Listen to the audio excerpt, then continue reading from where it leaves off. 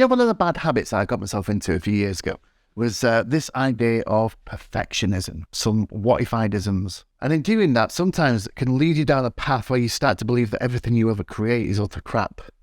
And it's not. Perfect don't exist. But does that mean that we shouldn't chase it? And let's take this picture here from Tarn House in the Lake District of one of the waterfalls.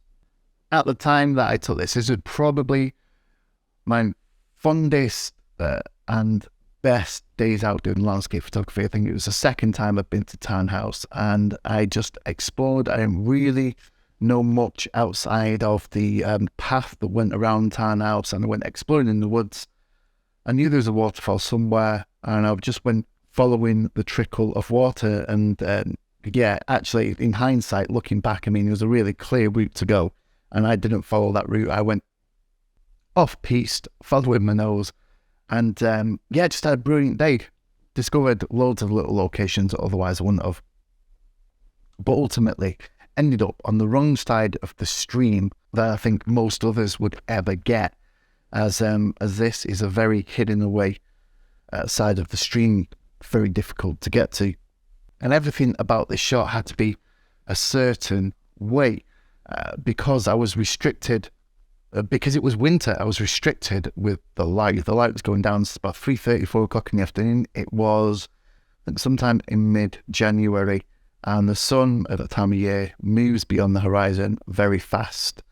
I didn't have long. If you look at the photo, you'll see there's some beautiful golden light making its way through the trees that surround this waterfall. If you look in the top left, you'll see the mountain in the background bathed in beautiful golden hour light.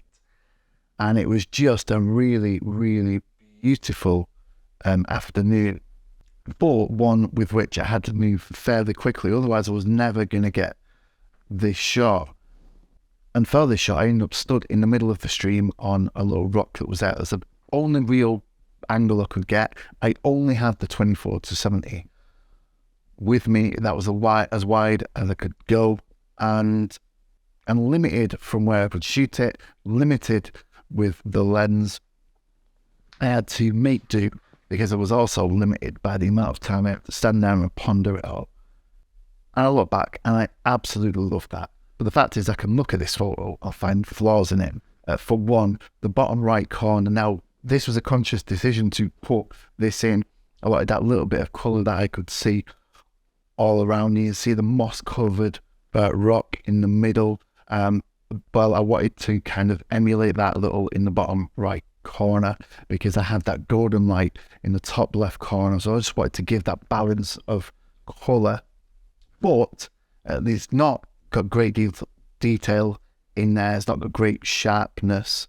I also think we were given a little bit more room to the left-hand side of the image to let that flow come out properly. And overall, I do kind of think maybe I could have given a little bit more breathing space around the edges of the waterfall. As I can look back and go, well, what if I'd had a wider lens? What if I'd closed down the aperture so that I could get more clarity onto that bottom right? What if I'd spent a little bit longer just seeing if there was another angle, another place to shoot it from? What if I'd given a little bit more time to allow myself all of those processes? But the fact was, I didn't. And this photograph that you see in front of you right now, is actually the child of all of that. It is born out of all of those things that I could have done, but I didn't. And here's the thing, I really like that photo.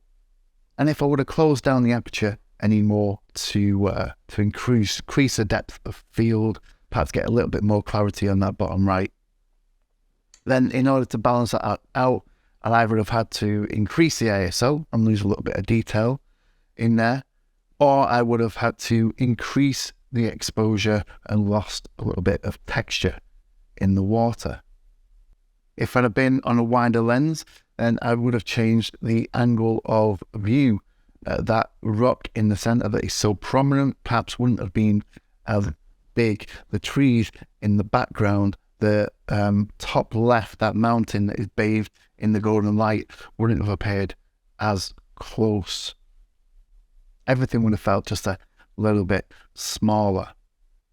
If I'd have spent more time searching for a different position from which to shoot it, then I might have lost the light.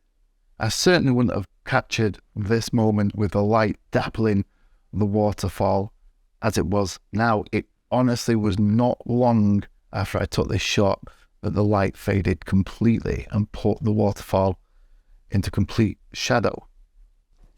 Now, it is asking questions about your own photography, self-critique, that search, that endeavour for perfection that helps us to grow, helps us to move forward, helps us to do different things, helps us to learn for the next time. But the chase of perfection shouldn't take away from the fact that that's a good shot. I like the shot. I'm happy with the shot. Other people seem to be happy with it too. I've put it on social media a few times, get some likes and thumbs up and all of that good stuff. I sold a couple of prints of it, and any photographer will tell you that having your work on somebody else's wall is one of the highest accolades there is.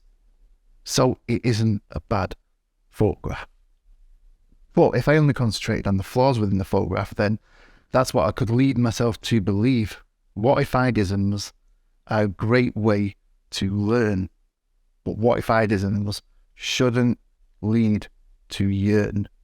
Don't lust after what didn't happen. Be happy with what did happen and learn for the next time round. That's the chase for perfection.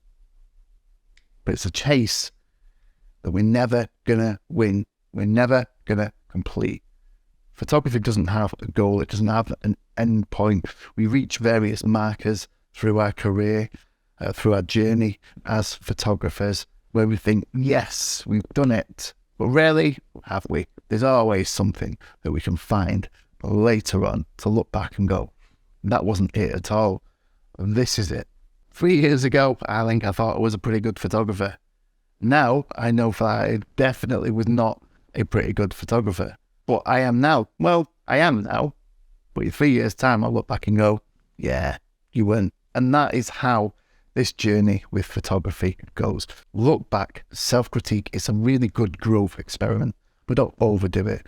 Don't overanalyze. Don't lead yourself into what-if-idisms in this hunt for perfection, because you're just taking away from your own enjoyment, your own experience, and your own fulfillment. The search for perfectionism, I once read, is a search that is filled more with pain than it is with joy. So we definitely need to make sure that we check ourselves as we photographers endeavour to get a perfect image. Food for thought, let me know down below. I've been Dave, and this has been Let's Click Photography, and I'll see you guys on the next one pretty soon. Bye.